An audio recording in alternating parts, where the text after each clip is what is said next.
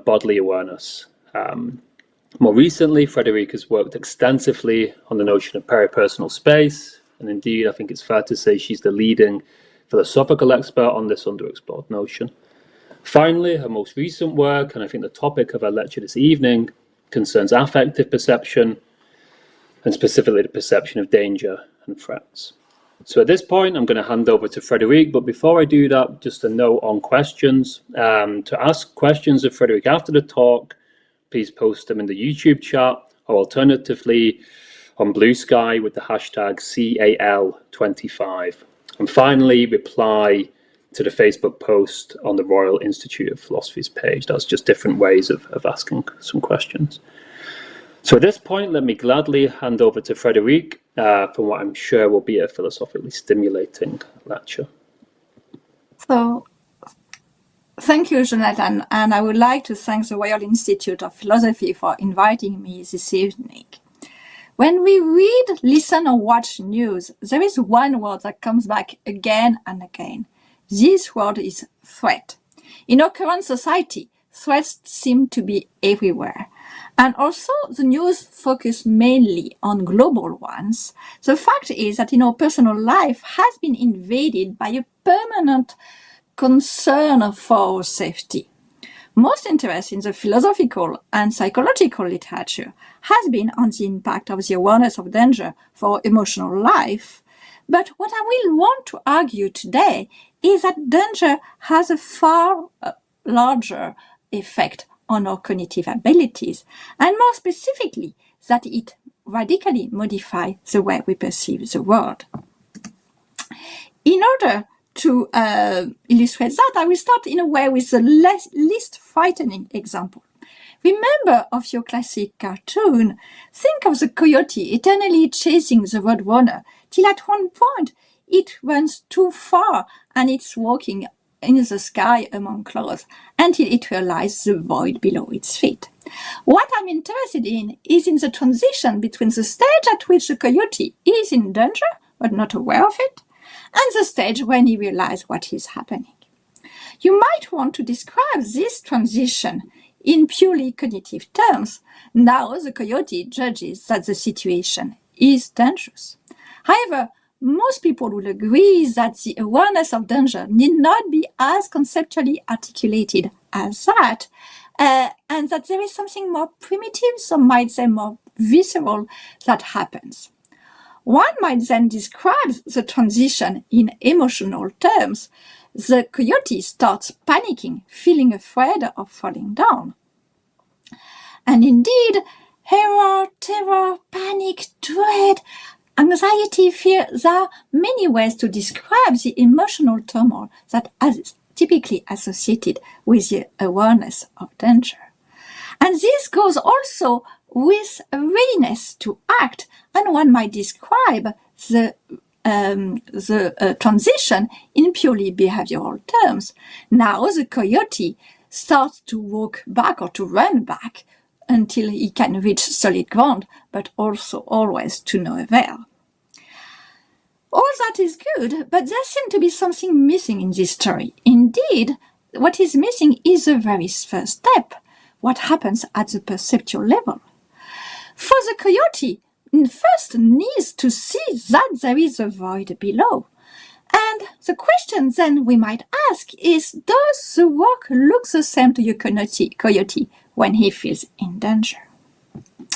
So, the philosopher Ludwig Wittgenstein says, I quote, "The world of a happy man is a different one from that of the unhappy man." Here I will explore the world of a man in danger. I will argue that what we classically believe about perception no longer apply when we are under threat.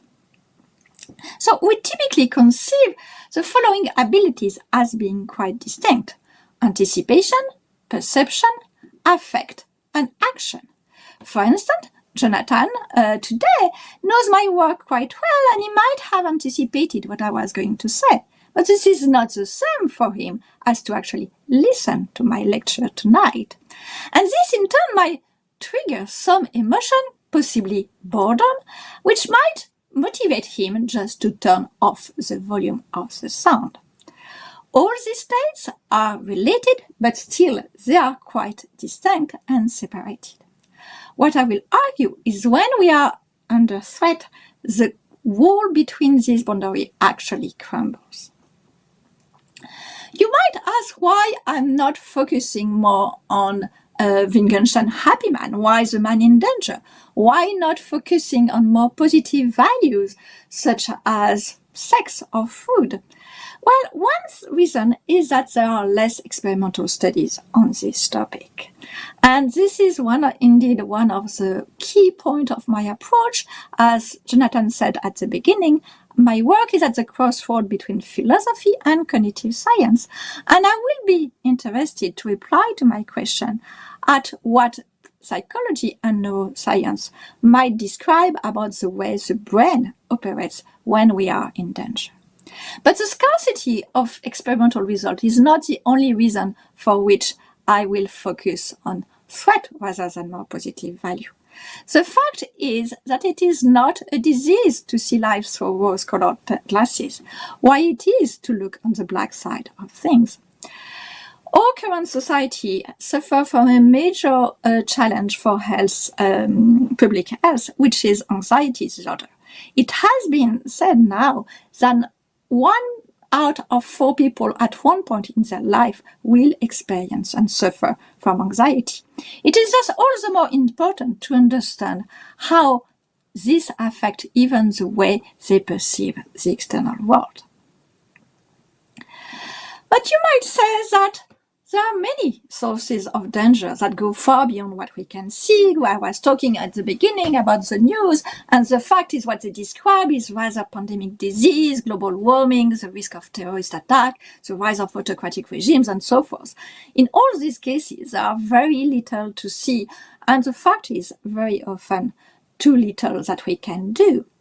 However, so I'm not going to talk about this kind of threat. This will be interesting, but I will rather focus on the threats that are part of our immediate perceptual surrounding, and therefore that can have an immediate effect on us, and also that we can act on and possibly avoid. Some of these threats are available only through audition, for instance, when we are in the dark or when they happen in the dark on our back, and there is a reason for which alarm signals are always auditory. But vision remains the primary access to the world, and we see many threats in our environment. Some are major, like grenades or guns, but even in our everyday life, think of the slice of the knife ready to cut your finger when you're slicing the carrots, or the car driving too fast when you're crossing the road, or the dog aggressively barking at you on the pavement, or the bully in school that aggressively attacks you. In all these cases, the threat is just right under your eyes, and you do see it. But the question is, does the fact that it can potentially harm you have an effect on the way you see it? So, you might reply that from an evolutionary perspective, all perceptions are doomed to be shaped by danger. Indeed, one of the main challenges for survival is to overcome danger, and thus it is highly likely that it has contributed greatly to shaping the cognitive abilities that we have, including perceptual abilities. For instance, Innsbell has proposed that snakes, that were the first modern predators for mammals, have played a key role in the biological and functional design of the visual systems.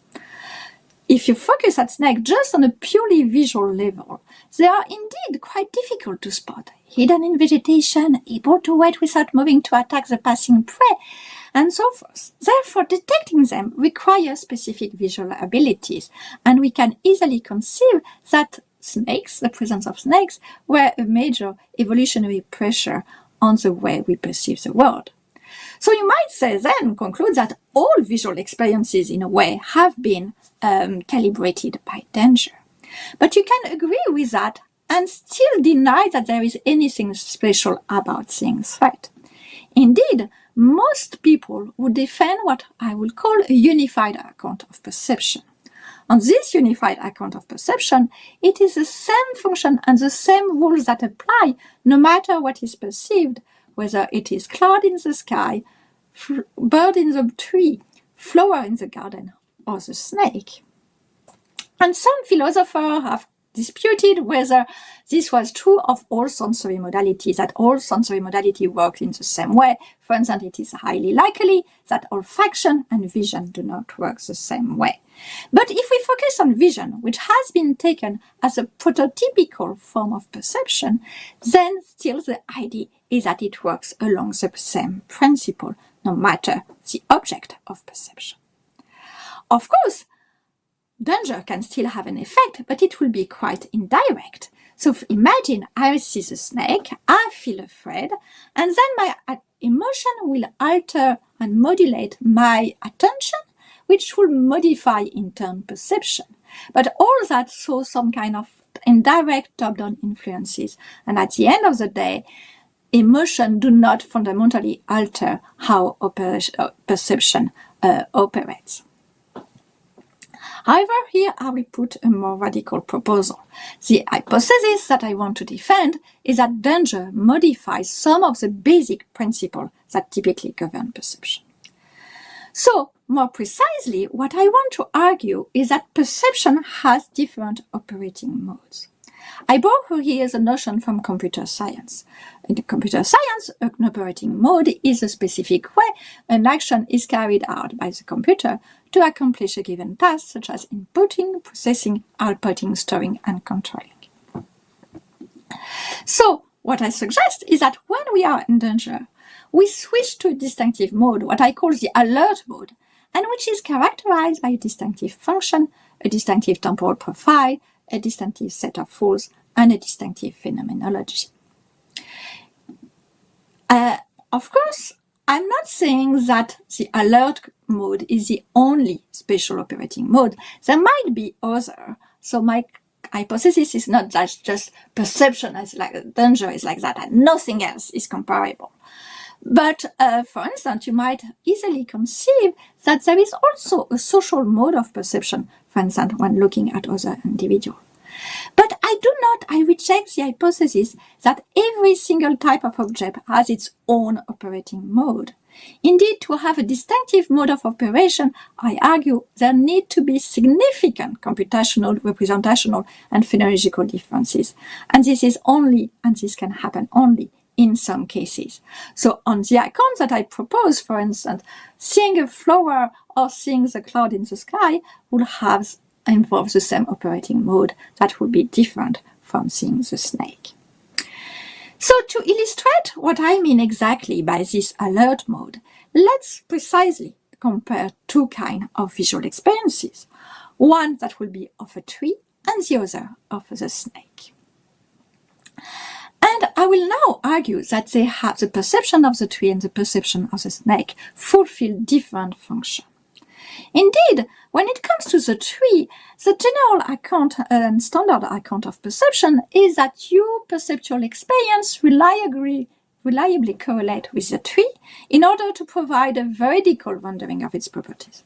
What that means is that your visual system processes the color and the shape of the tree, for instance, in order to get an accurate representation of what you are seeing. But in the case of the snake, things are slightly different. It's not as if you visually process the properties of the thread just for the sake of it. You process the properties of the snake and you try to have a radical rendering of its properties in order to survive to the threat. There is an ultimate objective, an ultimate function, which is self-protection. And this has strong consequences on the impact that it has on your perceptual system. Indeed, when you see a tree, globally and typically, it won't override your plans because there is just no emergency, so it won't have a larger effect. However, when you see a snake, it has a larger impact because there is an emergency attached to it that has no equivalent in your mental life. Therefore, it will interrupt whatever you are doing in order to step away from the snake, because this cannot wait. In other words, you can always wait to pick up an apple in the tree, but not to avoid the snake. This is well summarized by the zoologist Heinrich Heidegger, who said the following: "The satisfaction of hunger and sexual appetite can be postponed, not so escape from a dangerous enemy. And all animals, even the biggest and fiercest, have enemies. As far as higher animals are concerned, escape must thus at any rate be considered as the most important behavior biologically." This emergency attached to danger explains the priority given to threat at the visual level compared with other more innocent objects, those that are non-threatening. And indeed, this has been shown at the experimental level in psychology and in neuroscience. It has been found that we are better and faster at detecting, tracking, and discriminating threatening stimuli. This is well illustrated in the case of vigilance. Imagine that you are an impala and you want just to drink in the pond in front of you. You just then need to scan and check your environment to check whether there is no lion in your immediate surrounding. This requires you to have the ability, the visual ability, to detect a threat very quickly in a visual-rich scene. And we might not be impala, but we also have predators, and typically that's other human beings. So we can replicate the experience of the impala just in experimental labs by using the following kind of experimental paradigm called the visual search paradigm. So in this study, for instance, a participant was presented with a series of faces, and most of them were neutral expression, and one of them looked angrily at you. And your task as a participant is to detect the angry face. What has been found is that participant finds the threatening face more quickly than if it were not threatening. What is interesting is that you can reverse the effect.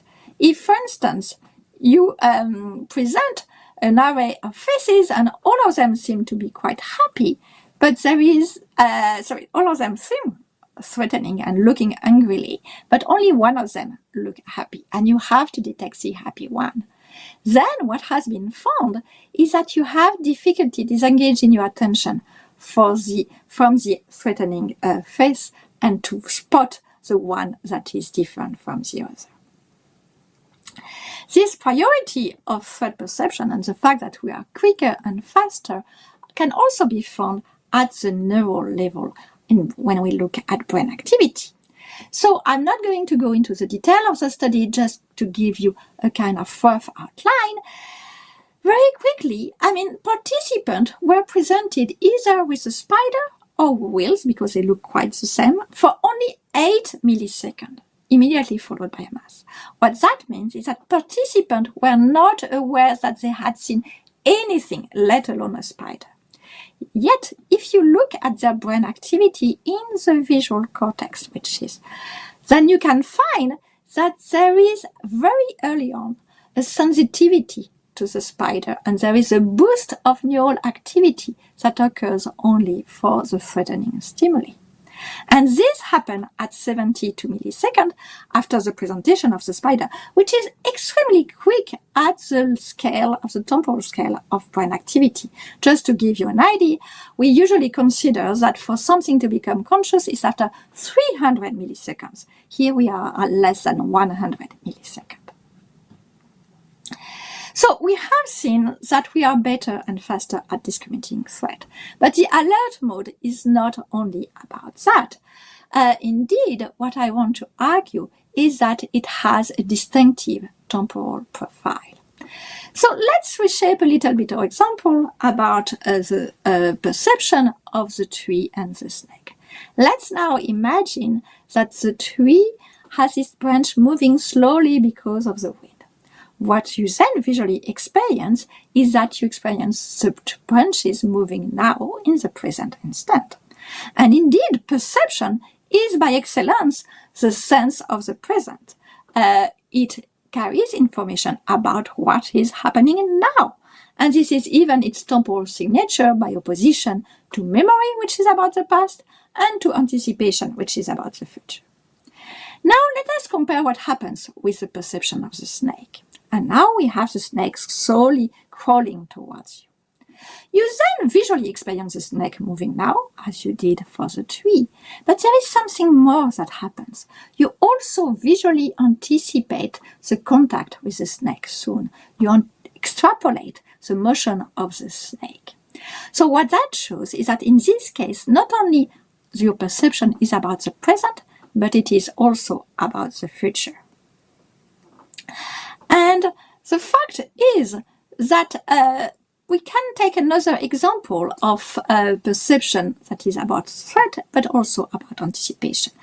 This morning it was very cold in Paris. I thought it would be snowing. It was not exactly snowing, but still, let's imagine that someone had thrown at me a snowball. In this kind of scenario, I would have experienced something like a sense of impending collision, something like this is going to crash into me. And the fact is that the brain is extremely good at predicting when an object is looming towards you. It's extremely good at predicting the collision with the object and the timing of the collision. And you might say then that seeing the snowball looming at you is anticipating it crashing into you. And perception can be said to be constitutively anticipatory in that case. This calls to mind a recent theory that has been developed, which is known as the predictive coding approach, defended among others by the philosopher Andy Clark. Interestingly, for Andy Clark and for others who defend this view, what I've been describing, the relation between prediction and anticipation, is true for all cases of perception. There will be nothing special about danger. However, what this says precisely is that predictions are useful because they facilitate recognition. So, for instance, if you predict the end of my sentence, what I'm going to say, then you might have better chance to recognize what I say despite my French accent. In this case, of course, prediction errors are bad because they prevent recognition. However, this is not what is happening in my snowball scenario. Indeed, the fact is that in this case, we want a prediction error. We anticipate the collision, but we don't want it to happen. We hope actually that what we expect will not occur. And the role that it is playing, it's not to facilitate the recognition of the snowball when it crashes into your face. Obviously, it's not. It's rather for you to be ready to react to avoid the snowball.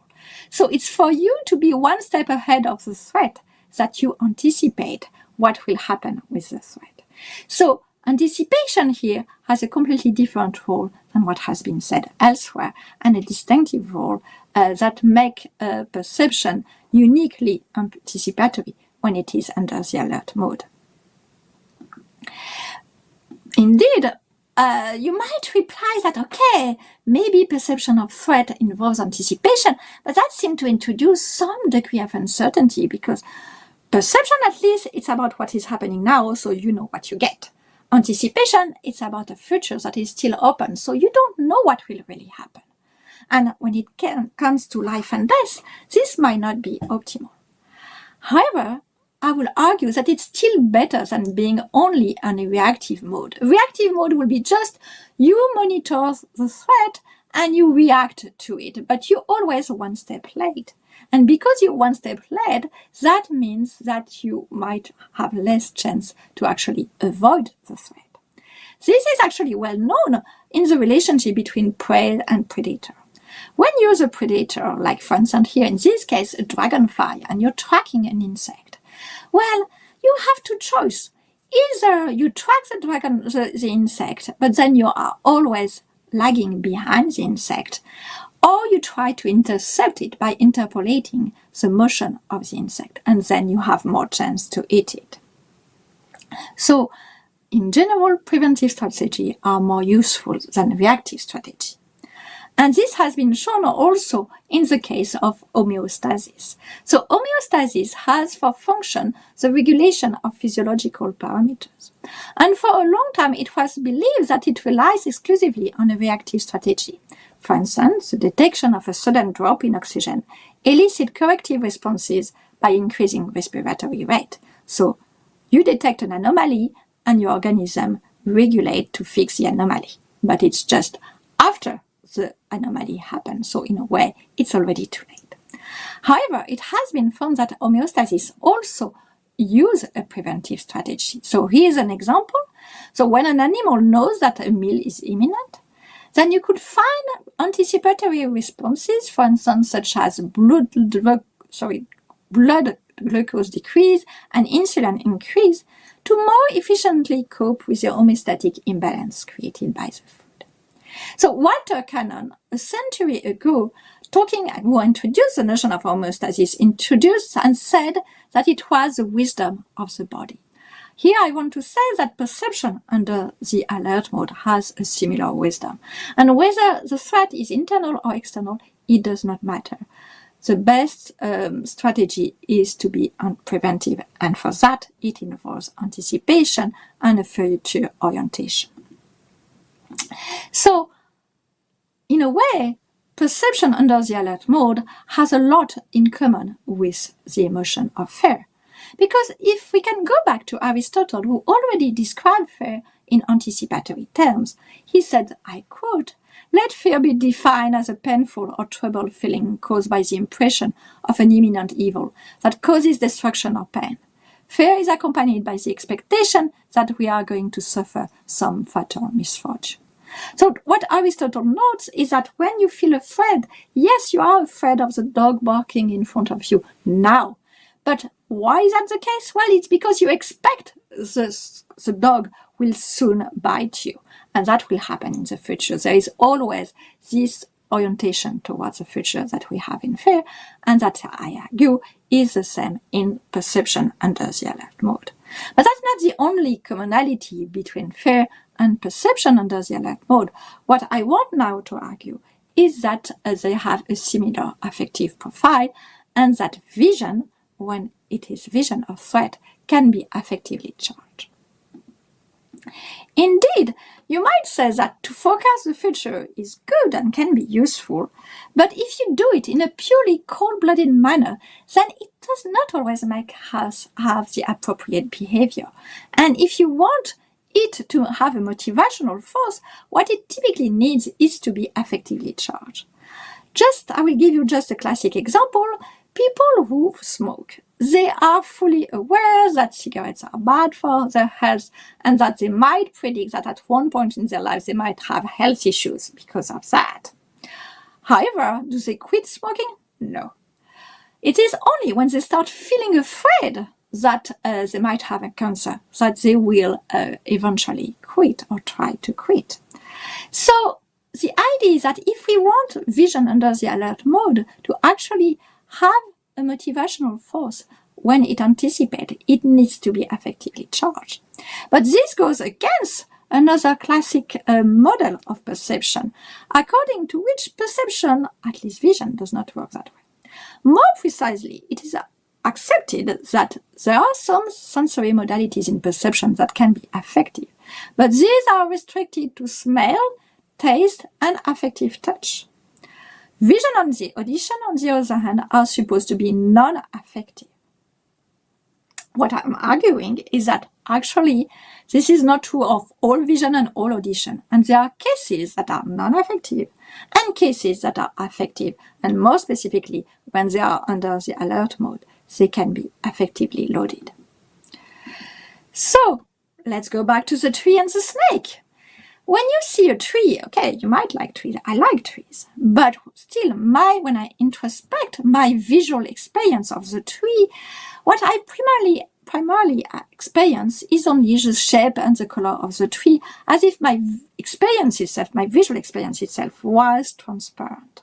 It is, in a way, affectively cold. So what happened is more or less that I have my perception of the tree, which might in turn trigger some kind of positive evaluation because I like trees. And in turn, as I said before, it can influence perception. But what comes first is perception and then evaluation. Let us now compare with the snake. maybe when you look at this snake, you might feel slightly uncomfortable. You might not like it, looking at it. And indeed, when you introspectively attend to your visual experience, you experience its shape and color too, but you also experience something a little bit more, the negative way you relate to the snake. And indeed, it has been found in affective neuroscience that there is in the brain what is called the amygdala, which is the core of the affective system, and which evaluates the snake and its negativity, its danger, very early on, even before perception is completed. So you have first evaluation and then perception. So you can see that between the tree and the snake, we have reverse causality from perception to evaluation, and for the tree, and for evaluation to perception in the case of snake. So because you might not like seeing the snake, you might just look away. Or there are many cases also in which you might try to avoid looking at threats and monster and danger. And that's the case of horror movie. Many people, including myself, I really do not feel comfortable watching a horror movie because it literally feels not nice to look at monsters. And I would say it is really my visual experience of the movie that feels unpleasant. This is true for horrifying monster, but this is also true of more mundane monster, such a spider. Imagine seeing this big, hairy spider on your pillowcase on your bed. Then there is little doubt that it will feel unpleasant. And you might even look away, just not to look at it, because it is so uncomfortable to look at it. And in a way, we will behave like this ostrich, putting our head in the sand. The fact is that actually it is false that ostriches put their hand in the sand when they face danger. The fact is when they put their head in the sand, it's only because they have put their eggs in the hole and they need to turn them with their beak sometimes. And when there is a predator, they just start running, and they're actually very good and efficient at it.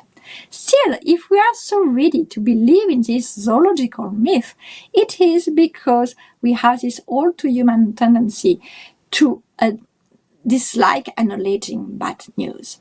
And this might be true at the cognitive level, but this is also true at the perceptual level. When facing something bad, we tend to close our eyes, turn our head on the opposite side, look away, start singing to cover the noise, put our hands on our ear to stop listening, and so on and so forth.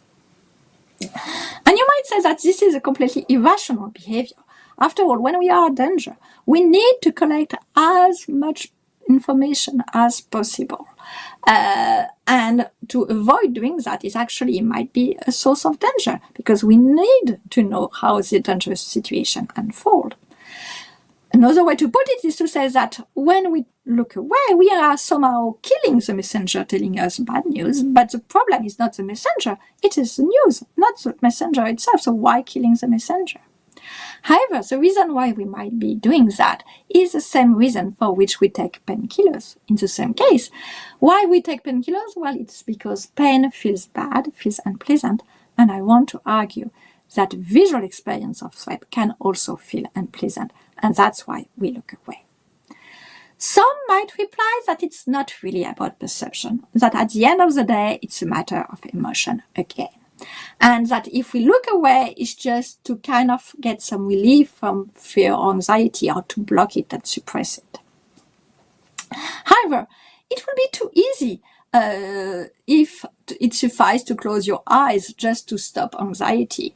I think that there will be no longer any anxiety issues in our society if that were the case. The fact is that when we have an emotion, once the emotion is triggered, it doesn't need any kind of perceptual ground, and it can have its own life. Imagine, so right now I'm at my work and I'm the only one in the building. And it's completely empty and desert. Imagine there is a strange, creepy noise happening. I might start feeling afraid, and then the noise will suddenly start. It will be just a small one. It doesn't last long, but it was sufficient to elicit some kind of anxiety in me. Well, there is no point here to kind of block my ears and not to listen to it. The fact it's already gone, and still I keep on having the emotion. So in a way, it's too late to have all this behavior of perceptual avoidance, because once the emotion has been triggered, there is not much that we can do. And at least it's clearly not enough to just close your eyes. So if we do close our eyes, it's because the visual experience itself is unpleasant.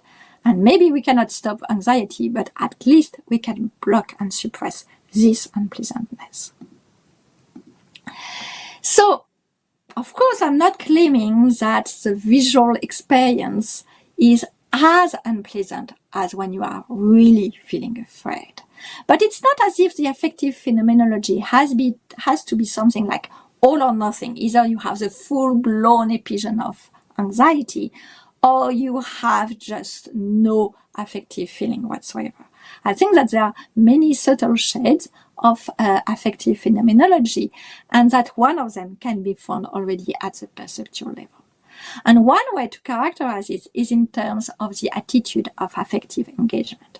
Here I will borrow a Mark Johnston example to illustrate what I mean by that. And Mark Johnston describes two kinds of reference letters that sometimes faculty professor can write. There are those that are quite superficial and formulaic and that you write almost automatically. And there are others that are written with all your heart and really in which you put a lot of energy and a lot of work. In the latter case only, you have an attitude of affective engagement. And what I'm claiming is that seeing under the alert mode is like this latter kind of reference letter in which you put all your heart in it while writing it. So how to characterize it in more formal terms? Well, you could say that this attitude of engagement is characterized by the following feature. First, it involves a distinctive pattern of allocation of resources, both cognitive and bodily. So in my case, the case of the reference letter, it means just that you put a lot of work, a lot of time, a lot of energy writing the letter. Secondly, the reason why you put so much resources in the attitude is because it is motivated by your care and concern. So in the case of the reference letter, it is because this student is someone important to you. You really care about their future and you want the best for them. And that's why you put so much energy in it. And finally, because you put so much work in it, it is more likely to contribute to the fulfillment of the function of the affective experience. And in the case of the reference letter, obviously, when this kind of letter where you put it all your energy, well, are more likely to succeed for the student to get a job. So now we can go back to the tree and the snake. As I said earlier, there are non-affective and affective cases of vision. The tree will be typically a case of non-affective vision. So, and if we look at it, indeed, it's like the superficial reference letter. You put minimal resource in processing the information about the tree. The fact is that the tree does not especially matter to you. It has no personal significance, no reason why you would put more resources. And finally, it's the value of your perception is only epistemic to get a veridical rendering of its properties, but nothing more than that. Now, let us compare with the snake.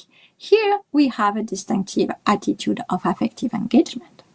As described briefly earlier, the brain put a lot of resources to process information about threats at a very early stage. So there is a strong cognitive investment. And this strong cognitive investment is motivated by a very good reason, which is self-concern. By self-concern, I don't mean that you need to be in love of yourself. It's just a basic principle that every individual cares for one's survival. So this is well expressed by the philosopher George Ray. Thus, we may take seriously the kind of concern each person normally exhibits about all and only the person with whom she is identical. That there is such kind of concern, I shall not pause here to that. It very probably arises from our biology. So there is a reason, the motivation why we put so much resources on the perception of threat is that we want survival at some biological level. And that's a strong motivation. And finally, because we put so much energy in it and so much resources, also, it's not only a purely epistemic value of our perception, it has also a protective value. It helps us survive, and that's the ultimate goal, as I said, an ultimate function of the perception under the alert mode, to survive and to the threat. So, one prediction that I could give on the basis of the views that have been defended is that the more you are affectively engaged, the more unpleasant the experience. And unfortunately, in a way, this is proven by the case of anxiety disorder. So I'm not going to go into the detail of anxiety disorder. Let's just say that it has been defined as an excessive and persistent worry that something terrible is going to happen, associated with extreme distress, physiological changes, and avoidance behavior. And what is interesting is that, so you could say, based on the prediction that I make, that indeed, if you see the spider, it might feel unpleasant to you, but if you are arachnophobic, it just feels awful. And the explanation that I give is that because the subject, the person who suffers from anxiety, is more affectively engaged, as shown by the fact that if all the experiments that I've been describing and that has been done on threat perception shows that always found stronger effect when they test that with individuals who suffer anxiety. So as I said before, we are better and faster at detecting threat. Well, they are even better and faster than we typically are. And this hypervigilance, so this ability to detect threat very quickly, is associated with the inability to disengage their attention from the threat. So in a way, they get stuck in the threat, and this participate and contribute to a vicious loop because they get stuck at looking at threat, they become more anxious. Because they are more anxious, they look more just at threat, and so on and so forth. So at this point you might ask, okay, but what role is left for fear?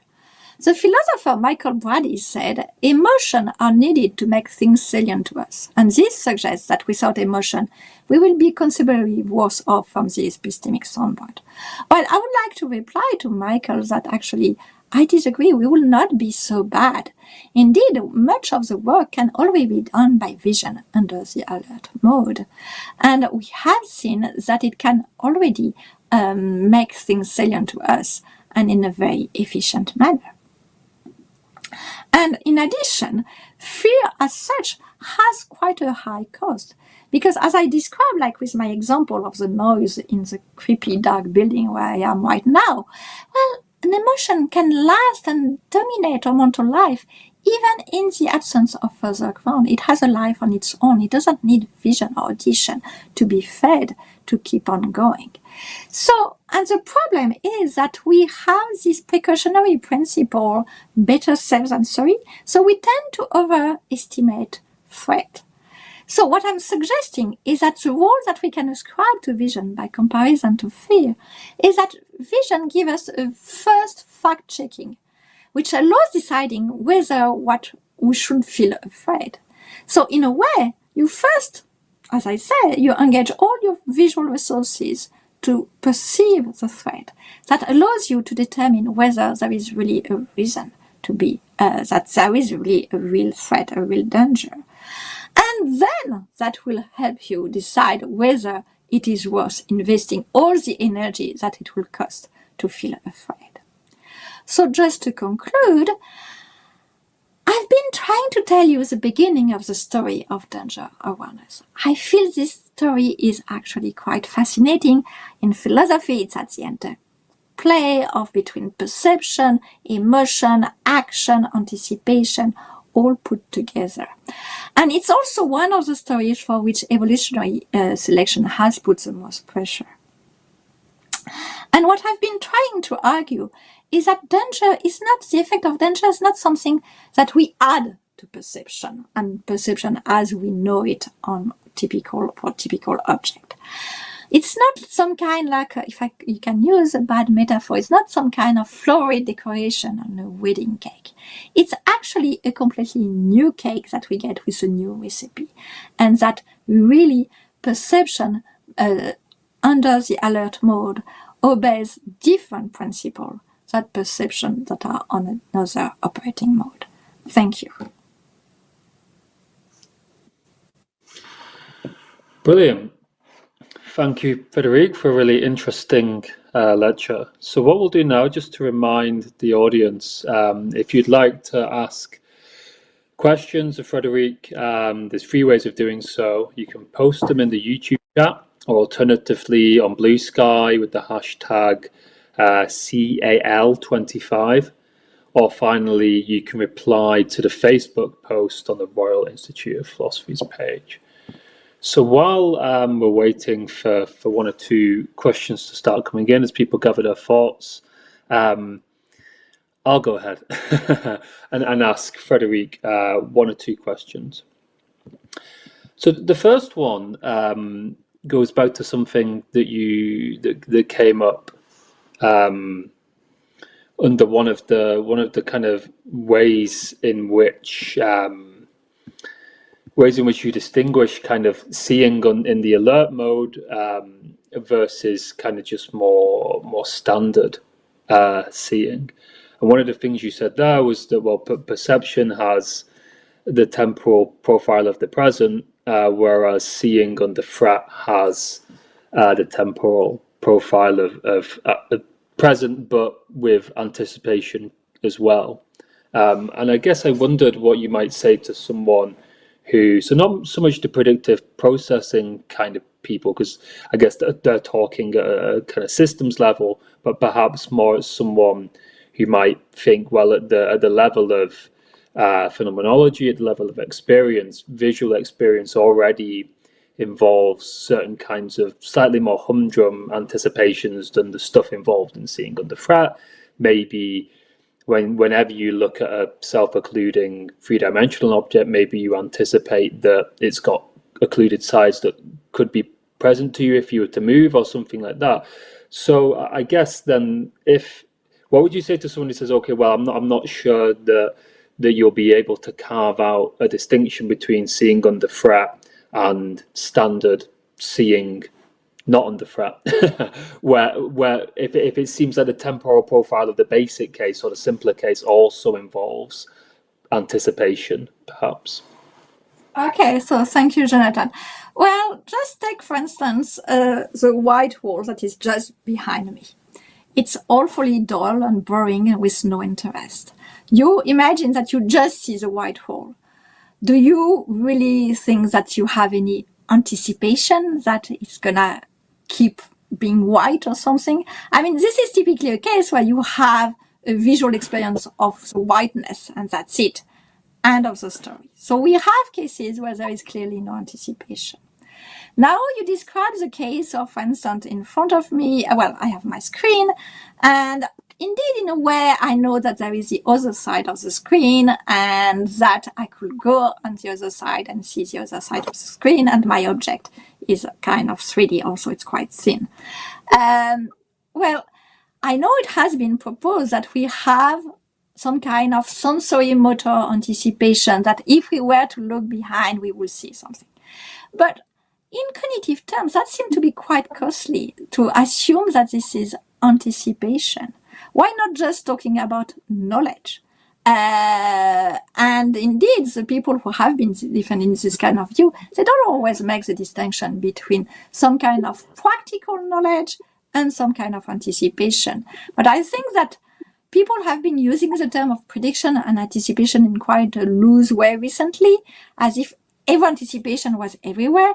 But if we take the notion of anticipation seriously, that means that we assume that its content represent a state that will happen in the future. I'm not sure that we will have that in the case that you describe. I don't think that the brain or the visual system represent that it will look in such a way in the future if I look on the other side.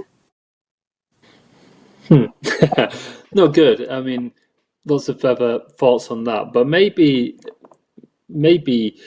at this point, maybe it'd be good if there are questions to give the opportunity to a member of the audience to ask a question.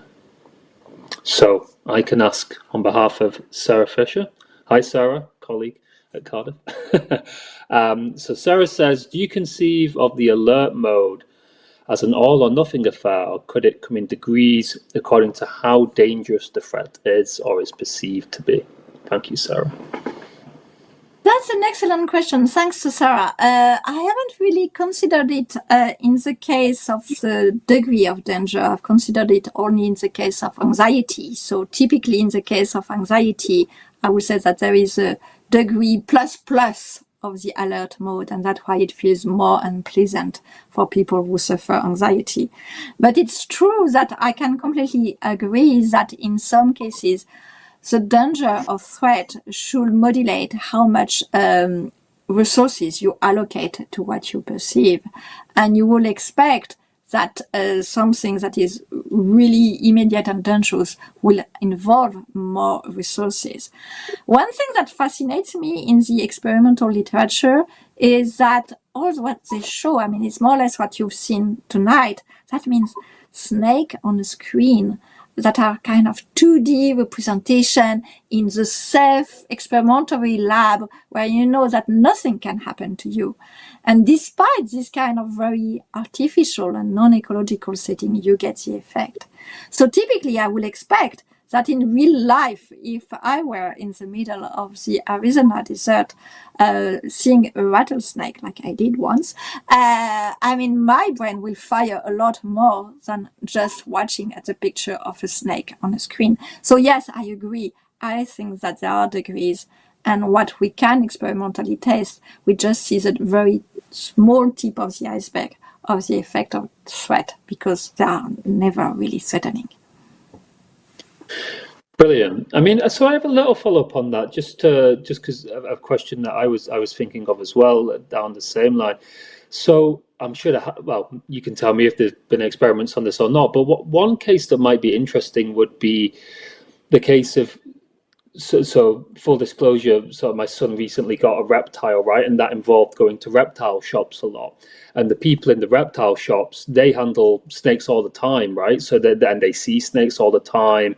They have to distinguish between different types of snakes, not for reasons of danger per se, but for reasons of practical, which snake is going to be fed next. So would you expect, and it'd be interesting to see, that even in the case of, so I guess a question about like cognitive penetration or something like that, would you expect to see, even in someone who was that accustomed to a daily life with snakes and they love snakes and they can't get enough snakes, that even for them you would still see in these experimental conditions that when you have the image flash up for 8 milliseconds or whatever, you get this response? Well, that's an empirical question and it will have to be tested. But what I know is that it's not necessarily cognitive penetration, but you can have some kind of perceptual learning. And it can go both ways. So for instance, one classic experiment is to show a kind what is called a Gabor patch, but it's just a small circle with some kind of line in it. So small gray circle, really boring, nothing, I mean, really innocent in a way.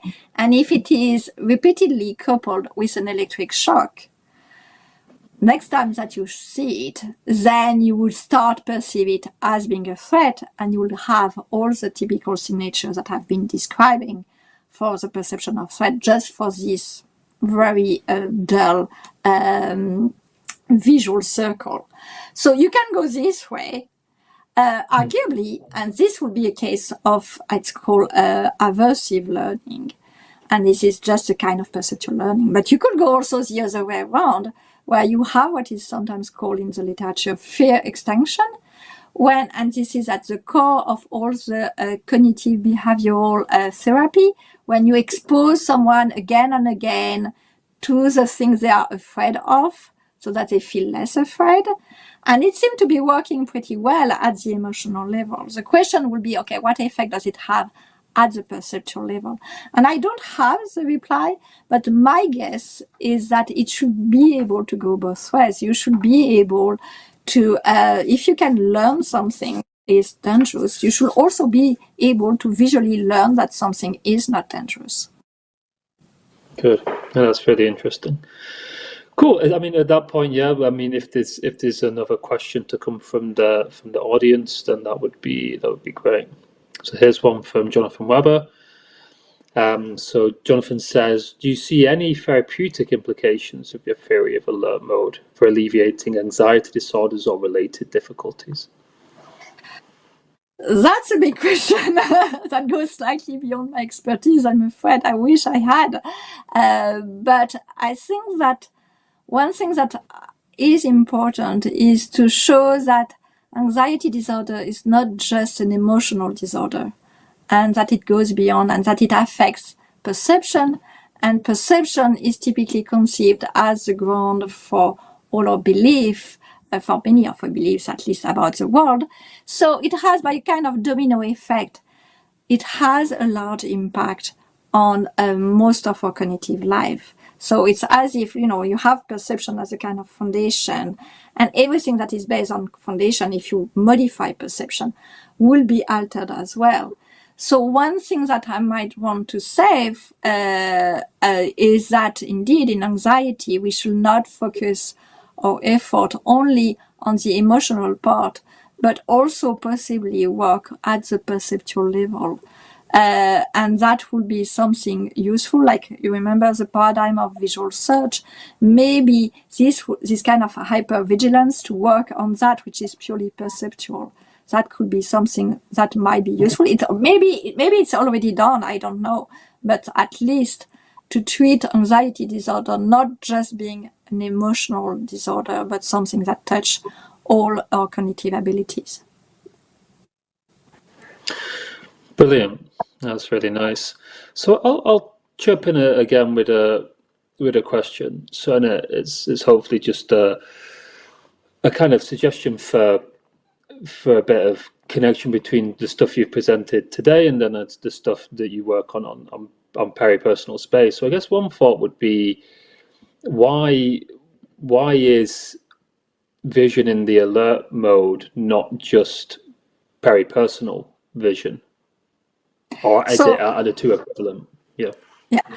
So just maybe to inform people who are not all familiar with the notion of peripersonal space. So peripersonal space is this idea that around, close to our body, we have this kind of bubble of safety that is processed in a specific way by the brain. And one of the reasons that we have such a special processing of the regions that are very close to us is that it will be some kind of margin of safety, so that if a threat enters in this immediate space close to you, there is a high probability that it will be soon in contact with you, and this contact might be unwelcome. And therefore, I was talking about emergency when it comes to threat, but here the emergency is at its highest. And the reason why actually I came to the topic of danger perception was because I was originally interested in peripersonal space. But one objection that I got all the time was like, okay, but what's the point of having a mechanism for threats that are something like 50 centimeters from your body? I mean, it's already too late. And if I see a lion, it's when it's something like 5 meters away that it matters and that I should do something. If I can almost feel his breath on me, I'm just done, I'm dead. So it's really too late. So that's why I started to get interested, because really, in a way, we have many mechanisms about self-protection that occurs a lot earlier than just peripersonal space. And peripersonal space is somehow just a plan B, or a kind of last resort when everything else has failed, or it's useful when we have bad surprises. Then you might say, okay, you did not expect there is something that jumped on you, then yes, it's good to have this mechanism. or you've tried other things and still it's close to you, then it's good to have this mechanism. But still, we have other resources that occurs and strikes, so to speak, a lot earlier, and luckily, because otherwise there would be no chance of surviving. Brilliant. Yeah, that's a great clarification. So yeah, at this point, we can take another question from the audience, from Lawrence Davis. So Lawrence says, if evaluation of threat is prior to perception, whereas evaluation of a neutral stimulus comes after perception, do you envisage separate evaluation systems, or is it the same one? So, of course, for the sake of this talk, I kind of simplify how it works in the brain, and I'm sure that people in affective neuroscience will just say that I completely distorted how it works. But the fact is that in the brain, there are several brain regions that are involved in evaluation. One of them is the amygdala. There are also the orbitofrontal cortex that has been shown to play a major role. So there are different regions. But the thing is that the amygdala, the way it works from what I understood, is that it fires when it gets activated. When it is threatening, it doesn't get activated when it's not threatening. So there is always a question then whether the lack of activity should be taken as an evaluation as such, or whether it's just signaling, just kind of turning on when there is danger, and that's it. And when there is just a neutral stimulus, it's just the lack of, in a way, negativity that is the neutral thing. And to add to the complexity, there are also, as I said, I stayed away from the more positive object, like food, for instance. And it has been shown that the region of the brain that are activated for positive value rather than negative values are actually not the same. So yes, there are several systems for evaluation. But what I want to insist in is that there are some perceptual objects that are just neutral. That, as I said, the white wall behind me, I think, is just purely affectively neutral. It's neither positive nor negative. It's nothing at the affective or evaluative level. Brilliant. So let's press on. So here's another question. Do you think horror films play with our alert mode? Well, it's a good question. I guess I'm sure that it does. Like, okay, going back to classic and not too scary movie, so that I actually saw them, like Joe by Spielberg. I mean, the fact is, it's not really scary. But from what I understood at the time when it was shown in movies, people were actually scared. And you can see how much it plays about anticipation. The whole movie is, for instance, you don't see the shock till the very end. I mean, there is a very good reason because it's very tacky and cheap, but also the fact is that it's all about the anticipation. And the whole movie is just to put you in the awareness of danger, just playing with your anticipation. And I think that in a way, yes, it is playing with your alert mode, if the alert mode is seen as constitutively anticipatory. And I think that this is true of this movie, but I'm quite sure that there are many horror movies that play both about this mix between present and future, between perception and anticipation, and just going from one to the other in a very fluent manner. Brilliant.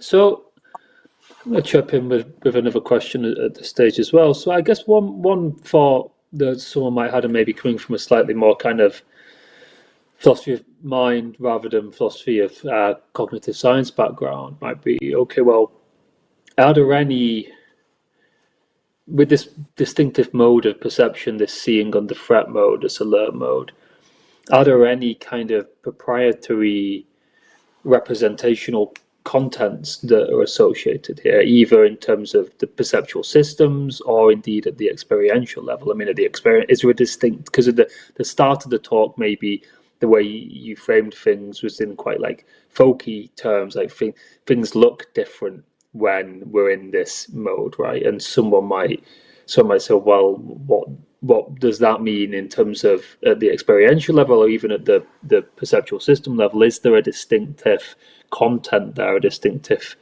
set of properties that maybe, if not proprietary to seeing in the alert mode, that are somehow maybe more likely to be represented when we're in this mode, or something like that? So at the experiential level, one specificity is obviously what I've been describing, that it has this affective unpleasantness that you experience. But at the representational level, what the kind of content it has, and this will deserve another talk, is that I believe that the visual representation does not represent only the shape and the color of the snake, it also represents its being dangerous. So this notion of being dangerous, this property of being dangerous, will be part of your visual representation. And that's not something that is typically ascribed to a sensory representation, because it's a kind of high-level, abstract, categorical, relational properties you will not expect to see as being part of a content of perception. However, more and more research these last few years, either in philosophy or in cognitive science, has showed that the visual representation actually can represent much more complicated properties than what we expected at the beginning. At the beginning, we thought it was just about, like orientation of lines and color and motion, and that was it. Now we're starting to realize that perception can represent causality, that it can represent agency, animacy, and what I want to argue is that it can also represent danger. Good, no, I like that. I mean, so just to push you on that a bit, I guess, which is that. So it seems like the way you then want to carve it up is that there are potentially, or at least at the systems level, seeing in the alert mode can come along with the representation of the property of dangerousness or something like that. But then, is there any property that's experientially manifest? Because obviously you talked about the unpleasantness feeling, but the unpleasantness, you might say, is that ascribed? Is it the object that has that property, or is the unpleasantness more a kind of bodily feeling that you have in response to the object? So someone might still say, okay, well, are there proprietary kind of person level or experiential level properties that are associated with perceive? And one suggestion might be the kind of like demand character Gestalt psychology stuff, that the snake demands pushing away or demands a response or something like that. So I just wondered what you thought about that kind of way of parsing it. I think that the way for now I'm trying to account for the unpleasantness is not in terms of content, but in terms of attitude. And that's why I've developed this notion of affective engagement. So there is this whole debate in the literature whether the affective character of experiences should be explained by the kind of content of your experience or by the way we relate to the object of the experience. And what I've been trying to argue is that in the case of the alert mode, it's a matter of attitude. So it's this attitude of affective engagement that explains the unpleasantness. So I don't know, and I said, the way I characterize it is an allocation of resources. I said both bodily and cognitive. So you have the bodily component. I don't think it's just the body. It's not just a bodily feeling. It's a lot more than that. And that's why you see, for instance, the neural boosting of activity in the visual cortex. That's not bodily. That's just purely cognitive. So that would be for the unpleasantness. Now you might ask, okay, but what about this property of being dangerous that is part of the visual level? How does it modify your visual, your experience? Well, it must have an effect, along other properties that are represented in your visual representation. It has an experiential counterpart, but I don't think it suffices to explain the unpleasantness of the experience. You need the specific attitude for that. And this actually goes quite well in your direction, at least of your account of emotion. Of course, in this story, I'm leaving aside the part about action, what you were asking about this, the main character, the fact that, or some people might say about the kind of imperative content, like it has been proposed for pain. But so far, I don't think that this is, I might change my mind because that's still the part of the story that I've less explored. But I don't think that the phenomenology is really about, is explained by that.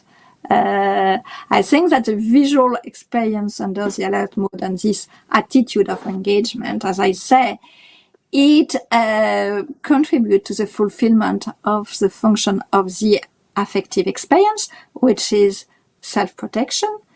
But it's not the same as to say that you feel your body ready to react. So yes, it is tightly linked to action, but only insofar as self-protection is the ultimate function and not because you feel your body ready to react.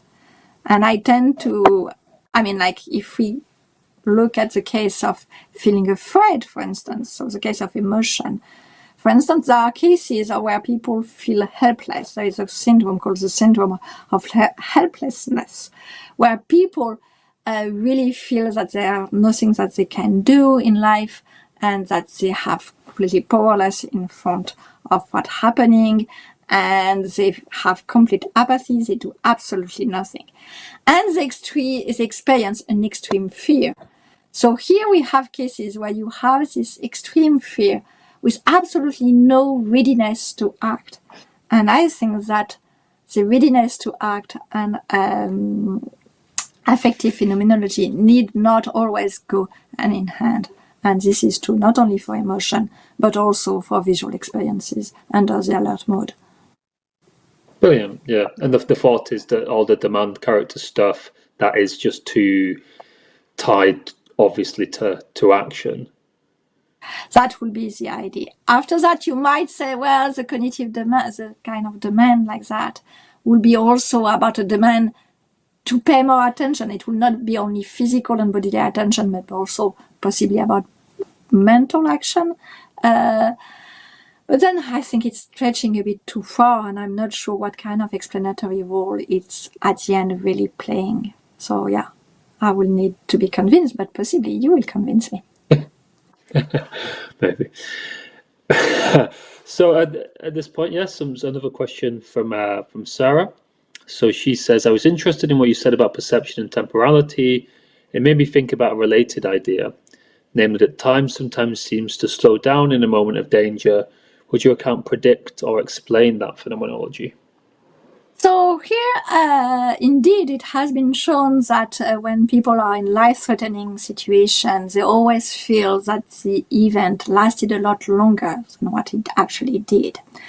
And I don't really have, I'm not sure that my theory can, I'm not sure that, I haven't thought about it from the point of view of my perspective, but I quite like the theory that has been put forward by the philosopher Ian Phillips. So Ian said that what happens in this kind of situation is that while there is this threatening event, you have a very high mental activity. You think about hundreds of things at the same time, how to get away. You have memories that are introduced. All kinds of things that are happening in your mind. And that your estimation of a temporal duration is not actually something absolute, but it's something always that is relative, and it's relative to your mental activity. So it's a bit something like, okay, if so much has been happening in my mind at the time of the event, then it must mean that the event was lasting very long. This explanation works quite well when it comes to this kind of situation. The problem, of course, is that also you could be, any kid who has been at school feeling really bored, no mental activity whatsoever, and they feel that the class is lasting for hours. So you could say, well, we have in both cases, we overestimate the duration of the event, One case it's because too much happening in your mind, in the other case nothing at all happening in your mind. So the story must be more complex. But I think that I think it's quite interesting, and I don't know whether I can really provide an explanation on the basis of my theory. I will have to think about it. Brilliant. So at this stage, are there any further questions from the audience? Let's give a moment for any to pop up.